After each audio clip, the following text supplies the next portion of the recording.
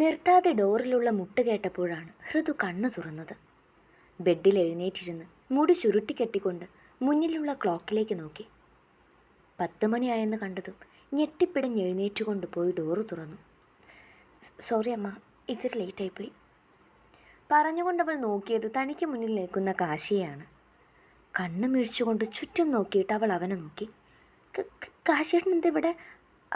അതും ഇനി ഉറക്കത്തിലെങ്ങാനും ഞാൻ കാശിയേട്ടൻ്റെ അടുത്തേക്ക് വന്നതാണോ?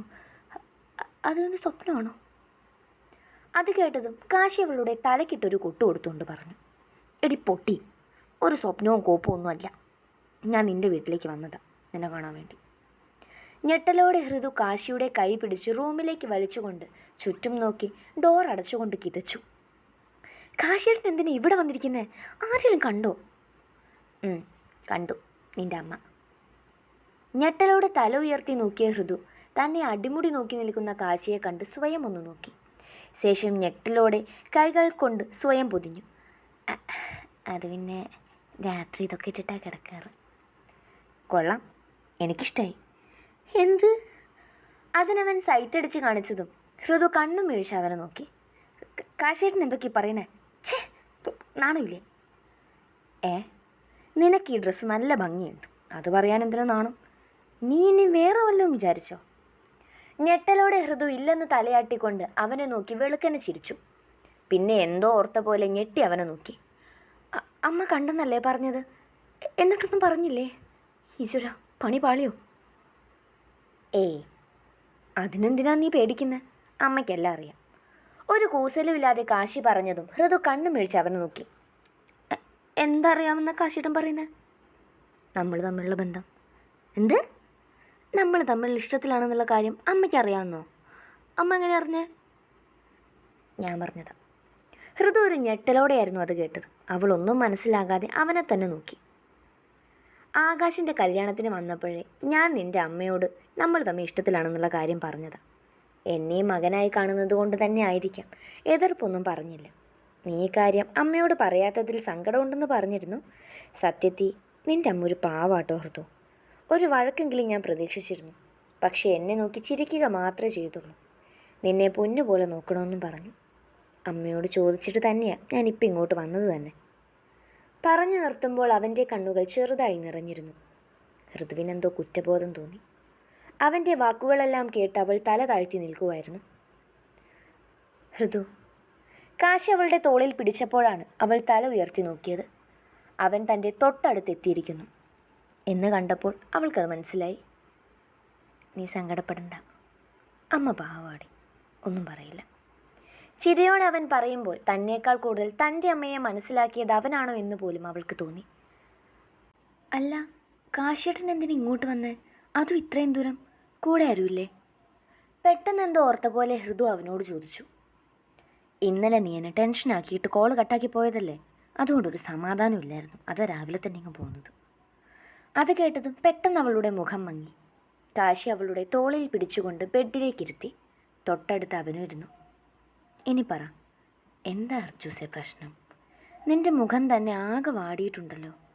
നിൻ്റെ കാശിയേട്ടനോട് പറയില്ലേ നീ? അവൻ്റെ ചോദ്യം കേട്ടതും അടക്കി വെച്ചിരുന്ന സങ്കടമെല്ലാം പൊട്ടിക്കരച്ചിലായി അവളിൽ നിന്നും പുറത്തേക്ക് ഒഴുകി.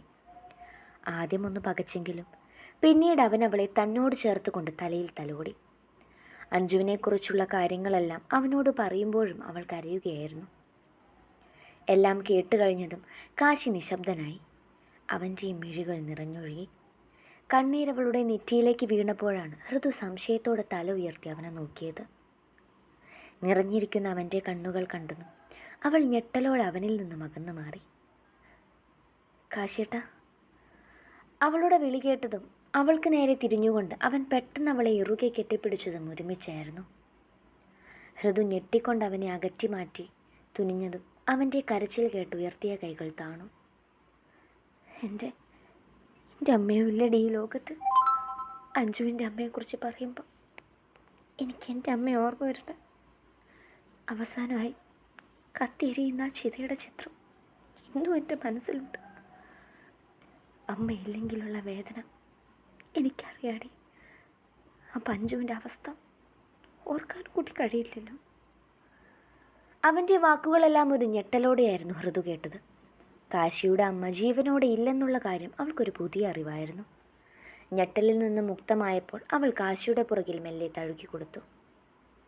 സാരല്ല കാശിയേട്ടാ, ഏട്ടൻ്റെ അമ്മയുടെയും അഞ്ജുവിൻ്റെ അമ്മയുടെയും ശരീരം മാത്രമേ ഇവിടെ നിന്ന് പോയിട്ടുള്ളൂ. ആത്മാവ് ഇന്നും നമ്മുടെ കൂടെ തന്നെയുണ്ട്. പിന്നെ എൻ്റെ അമ്മ ഏട്ടൻ്റെ കൂടെ അമ്മയല്ലേ. ഏട്ടൻ്റെ എപ്പോൾ ഒരു അമ്മയുടെ സ്നേഹം എൻ്റെ അമ്മ തരും. കാശി അവളിൽ നിന്നും അകന്നു മാറിക്കൊണ്ട് അവളെ നോക്കിയതും ഹൃദു കണ്ണടച്ച് കാണിച്ച് പുഞ്ചിരിച്ചുകൊണ്ട് അവൻ്റെ കണ്ണുകൾ തുടച്ചു കൊടുത്തു. അത് കണ്ടതും അവൻ അവളെ ഇറുകെ കെട്ടിപ്പിടിച്ച് കവിളിൽ ചുംബിച്ചുകൊണ്ട് അകന്നു മാറി. ഞെട്ടലിൽ നിന്നും പുറത്തേക്ക് വന്നപ്പോഴേക്കും കാശി ഡോറിനരികിലെത്തിയിരുന്നു. ഇനി ഇവിടെ നിന്ന് ചിലപ്പോൾ എൻ്റെ കൺട്രോൾ പോകും, പോയി വേഷം മാറ്റടി പറഞ്ഞുകൊണ്ട് അവൻ പുറത്തേക്ക് ഇറങ്ങിപ്പോയതും സ്വയം തലക്കിട്ടൊരു കൊട്ടു കൊടുത്തുകൊണ്ട് ഹൃദു ബെഡിൽ നിന്നും എഴുന്നേറ്റു. ഫ്രഷായി താഴേക്ക് ഇറങ്ങുന്നതിന് മുന്നേ ആദ്യമൊന്ന് അഞ്ജുവിൻ്റെ മുറിയിലേക്ക് ചെന്നു. ഡോറ് തുറന്ന് അകത്തേക്ക് കയറിയതും ബെഡിൽ എങ്ങോട്ടും മിഴികൾ നട്ടിരിക്കുന്നവളെ കണ്ടപ്പോൾ ഉള്ളൊന്ന് പിടഞ്ഞു. വേഗം ഡോറടച്ച് താഴേക്കിറങ്ങാൻ നിന്നപ്പോഴാണ് സ്റ്റെയർ കയറി ആകാശേട്ടൻ നടന്നു വരുന്നത് കണ്ടത്. കയ്യിലൊരു ഗ്ലാസ്സും ഉണ്ട്. 2 ദിവസം കൊണ്ട് തന്നെ ആളാകെ മാറിപ്പോയിട്ടുണ്ട്. അഞ്ജുവിൻ്റെ ഈ മാറ്റം ഏട്ടനെ ഒരുപാട് വേദനിപ്പിക്കുന്നുണ്ട്. നീ കാശിയെ കണ്ടില്ലേ? ആ ചോദ്യം കേട്ടപ്പോഴാണ് ഞാൻ ചിന്തയിൽ നിന്നും ഉണർന്നത്. ഏട്ടൻ എൻ്റെ അരികിലെത്തിയിട്ടുണ്ട്. അതിനൊന്ന് തലയാട്ടിക്കൊണ്ട് മറ്റൊന്നും പറയാതെ ഞാൻ താഴേക്ക് നടന്നു. ഹാളിൽ തന്നെ കാശിയേട്ടൻ ഇരിക്കുന്നത് കണ്ടു. കൂടെ അമ്മായിയും അച്ചുവും കിച്ചുവുണ്ട്. അമ്മയെ ചുറ്റും തിരഞ്ഞെങ്കിലും കണ്ടില്ല. കാശിയേട്ടനെ ഒന്ന് നോക്കിക്കൊണ്ട് നേരെ അടുക്കളയിലേക്ക് ചെന്നു. വിചാരിച്ച ആൾ അവിടെ തന്നെയുണ്ട്. എന്തോ പണിയില്ല. ഞാൻ അമ്മയുടെ അരികിലേക്ക് ചെന്ന് പിറകിലൂടെ കെട്ടിപ്പിടിച്ചു. എന്താ ഹൃദു, ഇന്ന് നല്ല സ്നേഹത്തിലാണല്ലോ, എന്തു പറ്റി? സോറി അമ്മ. അമ്മയുടെ ചോദ്യത്തിന് മറുപടിയായി ആ കവിളിൽ ചുംബിച്ചുകൊണ്ട് പറയുമ്പോൾ എൻ്റെ കണ്ണുകൾ നിറഞ്ഞിരുന്നു. എന്തിന്? അമ്മയോട് ഞാൻ നേരത്തെ പറയണമെന്ന് കരുതിയതായിരുന്നു. പക്ഷെ അപ്പോഴൊന്നും പറ്റിയില്ല. ഈ വരവിനെങ്കിലും ഒന്ന് പറയണമെന്ന് വിചാരിച്ച് നിന്നപ്പോഴാണ് പ്രശ്നങ്ങളൊക്കെ ഉണ്ടായത്. കാശിയേട്ടൻ പറഞ്ഞപ്പോഴാണ് അമ്മയ്ക്കെല്ലാം അറിയാമെന്നുള്ള കാര്യം ഞാൻ അറിഞ്ഞത്. സോറി. അയ്യേ, അതിനാണോ എൻ്റെ ഹൃദുസ് കരയുന്നേ? കാശി നല്ല മോന്. അവനെ ആദ്യമായി കണ്ടപ്പോൾ തന്നെ ആഗ്രഹിച്ചിരുന്നത് നീയോ അവനെ ഒന്നിച്ചിരുന്നെങ്കിലെന്ന്. അവൻ എന്നോട് നിന്നെ ഇഷ്ടമാണെന്ന് വന്ന് പറഞ്ഞപ്പം മോളെ എനിക്ക് ഒത്തിരി സന്തോഷമായി. നിന്നെ എന്നും പൊന്നുപോലെ അവൻ നോക്കുമെന്ന് എനിക്ക് ഉറപ്പുണ്ട്. പിന്നെ നീ പറയാത്തതിൽ സങ്കടമൊക്കെ ഉണ്ടായിരുന്നു. ഇപ്പോഴത് മാറി. എനിക്ക് നേരെ തിരിഞ്ഞുകൊണ്ട് അമ്മ പറഞ്ഞതും ഞാൻ പെട്ടെന്ന് അമ്മയെ ഇറുകെ പുണർന്നു. ഈ ലോകത്തിലെ ഏറ്റവും ബെസ്റ്റ് എൻ്റെ അമ്മ തന്നെ. ഐ ലവ് യു അമ്മ. എന്താ അമ്മയും മകളും കൂടി ഒരു സ്നേഹപ്രകടനം? പെട്ടെന്ന് അമ്മായിയുടെ ശബ്ദം കേട്ടതും അമ്മയിൽ നിന്നും അകന്നു മാറിക്കൊണ്ട് ഞാൻ വാതിൽക്കലേക്ക് നോക്കി. അതെന്താ, നീക്ക് എൻ്റെ അമ്മയെ സ്നേഹിച്ചൂടെ അമ്മായിയെ? ഓ, സ്നേഹിച്ചു കുശുമ്പല്ലേ എന്നും പറഞ്ഞ് ആ കവിളിലും ഞാനൊരു മുത്തം കൊടുത്തു. അല്ല, കാശിയേട്ടൻ എവിടെ? അവൻ പോയല്ലോ. പോകേ? അതെന്താ പറയാതെ പോയേ? അറിയില്ല, എന്തോ തിരക്കുണ്ടെന്നാ പറഞ്ഞേ. ഒരു ബുക്ക് ഏൽപ്പിക്കാൻ വന്നതല്ലേ. ആരുടെയും വീട്ടിൽ പോകാനുണ്ടാവും. ബുക്കോ? ഏത് ബുക്ക്? അമ്മായിയോട് ചോദിക്കണമെന്നുണ്ടായിരുന്നെങ്കിലും ചോദിച്ചില്ല. കാശിയേട്ടാ. എന്താ ഹർത്തുഷേ? ഏട്ടൻ എന്താ അമ്മായിയോട് പറഞ്ഞേ? ഞാനെന്ത് പറയാൻ? അത് അമ്മായി പറഞ്ഞല്ലോ ഏട്ടൻ എന്തോ ബുക്ക് തരാൻ വേണ്ടി വന്നതാന്ന്. ഓ, അത് അമ്മായിക്കിനി സംശയം തോന്നണ്ടെന്ന് വെച്ച് മാളുവിൻ്റെ ഒരു ബുക്ക് നിനക്ക് തരാനുണ്ടെന്ന് പറഞ്ഞിരുന്നു, അതാകും. അങ്ങനെ. എന്നിട്ട് പിന്നെന്താ? എന്ത്? നിന്നെനിക്ക് ഒത്തിരി മിസ്സ് ചെയ്യുന്നടേ. ഇന്നല്ലേ നിങ്ങൾ ഇവിടുന്ന് എന്നെ കണ്ടുപോയത്, എന്നിട്ട് മിസ്സ് ചെയ്യേ? നിന്നെനിക്ക് എപ്പോഴും കണ്ടുകൊണ്ടിരിക്കാൻ തോന്നുവാടി. കണ്ടാലോ കടിച്ചു തിന്നാനും തോന്നും. I love you day. അയ്യേ, ഏട്ടൻ എത്ര പൈങ്കിളിയായിരുന്നോ? വായിൽ കൈവച്ചുകൊണ്ട് സ്വയം പറഞ്ഞതും അത് ഏട്ടനും കേട്ടുവെന്ന് മനസ്സിലായതും അടുത്ത മറുപടി കേട്ട. നിനക്കത്തരം വികാരങ്ങളൊന്നും ഇല്ലാത്തത് ഞാനെന്ത് ചെയ്യാനാ? നിന്നൊന്ന് കെട്ടിക്കൊണ്ട് വന്നിട്ട് വേണോ എനിക്ക്?